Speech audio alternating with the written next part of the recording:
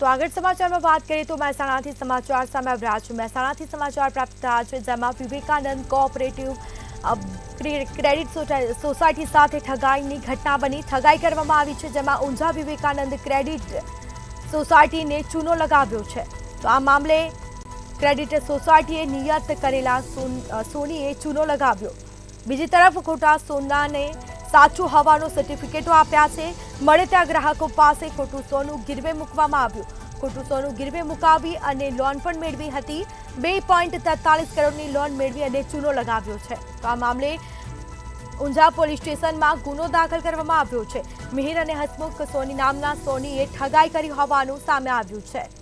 તો આ મામલે હાલ ગુનો દાખલ કરવામાં આવ્યો છે। તપાસ પણ હાથ ધરાશે।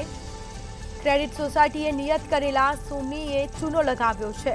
ખોટા સોનાને સાચું હોવાના સર્ટિફિકેટો પણ આપવામાં આવ્યા। તો મળે ત્યાં ગ્રાહકો પાસે ખોટું સોનું ગીરવે મૂકવામાં આવ્યું। ખોટું સોનું ગીરવે મૂકી અને લોન પણ મેળવી હતી, જેમાં 2.43 કરોડની લોન મેળવી અને ચૂનો લગાવ્યો છે। તો મિહિર અને હસમુખ સોની નામના સોનીએ ઠગાઈ કરી છે। આખરે ગુનો દાખલ કરવામાં આવ્યો છે। સમગ્ર મામલે તપાસ પણ હાથ ધરાશે।